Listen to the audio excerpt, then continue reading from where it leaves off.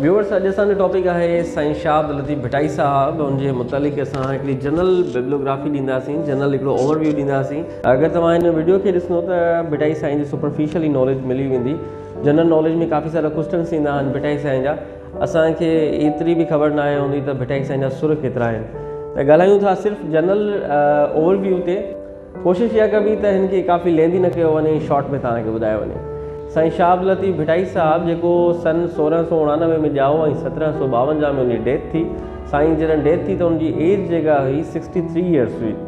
साईं जॾहिं young age में हुयो त कलोड़नि जो दौरु हुयो, मियां नूर मोहम्मद कलोड़ो हुयो। ऐं जॾहिं साईं ओल्ड एज में आयो त तॾहिं जेका हुकूमत हुई तॾहिं बि कलोड़नि जी हुई। मियां गुलाम शाह कलोड़ो हुयो साईं जी ओल्ड एज में या डेथ में। 2023 में साईं शाह अब्दुल लतीफ़ भिटाई साहब खे 280 साल गुज़री चुका आहिनि। ऐं साईं जो ख़ासि ख़लीफ़ो हुयो टिमड़ ख़ान, जंहिं साईं जा जेका बि कलेक्शन थियल हुई उनखे गॾु कयो ऐं उनजो नालो रखियो गंज। ऐं गंज जी माना आहे खज़ानो। ऐं उहो जेको आहे टिमड़ ख़ान जे हवाले हुयो। दोस्तों, डॉक्टर ट्रंप उहो माण्हू आहे जंहिं शाह अब्दुल लतीफ़ भिटाई साहब जी जेका कलेक्शन हुई, शाह जो रिसालो जेको आहे उहो लंडन जे म्यूज़ियम में रखायो।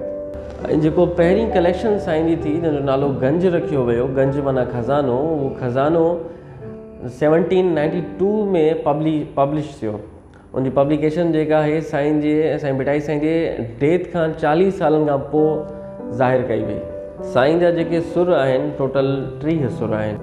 साईं शाह अब्दुल लतीफ़ भिटाई साहब ते जंहिं अंग्रेज़ PhD कई उनजो नालो आहे doctor H.T. Sorley, doctor Herbert Tower Sorley. हुन साईं ते हिकिड़ो बुक लिखियो जंहिं नालो रखियो शाह अब्दुल लतीफ़ ऑफ भिट, जंहिंजो तर्जुमो सिंधी में अताउल्ला भंभरो साहब कयो। साईं शाह अब्दुल लतीफ़ भिटाई साहब जो जेको टीचर रहियो उनजो नालो हुयो आख़ूंद नूर मोहम्मद भट्टी।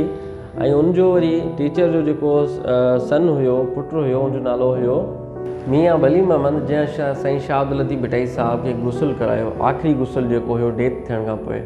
साईं शाह अब्दुल लतीफ़ भिटाई साहब पाण सां गॾु 3 बुक ज़रूरु खणंदा हुया। हिकिड़ो क़ुरान शरीफ़, ॿियो साईं शाह अब्दुल करीम बुरड़ी वारे जो जेको रिसालो आहे उहो, मसनवी रूमी जो बुक जेको साईं पाण सां गॾु खणंदा हुया। साईं शाह अब्दुल लतीफ़ साहब जो जेको रिसालो आहे, शाह जो रिसालो, उनजी उर्दू ट्रांसलेशन शेख अयाज़ साहब ऐं आगा सलीम कई ऐं इंग्लिश ट्रांसलेशन उनजी मिस एल्सा काज़ी कई। जॾहिं साईं शाह अब्दुल लतीफ़ साहब जी डेथ थी हुई तॾहिं साईं सचल सरमस्त, उनजी एज जेका आहे 13 ईयर्स हुई। ऐं साईं शाह साहब जी जेका कलेक्शन आहे, शाह जो रिसालो आहे, उनजी जेका अरबिक ट्रांसलेशन आहे उहा डॉक्टर फज़ल सूमो साहब कई। वॾी महिरबानी दोस्तों, पंहिंजे होस्ट अवैस अकबर खे इजाज़त ॾींदा ऐं सिंध जे मुतालिक़ ॼाण हासिलु करण लाइ असांजे चैनल खे ज़रूरु सब्सक्राइब कंदा। असांजी भरपूर कोशिशि हूंदी कि सिंध खे असां अॻिते प्रमोट कयूं। Thank you so much. अस्सलाम वालेकुम।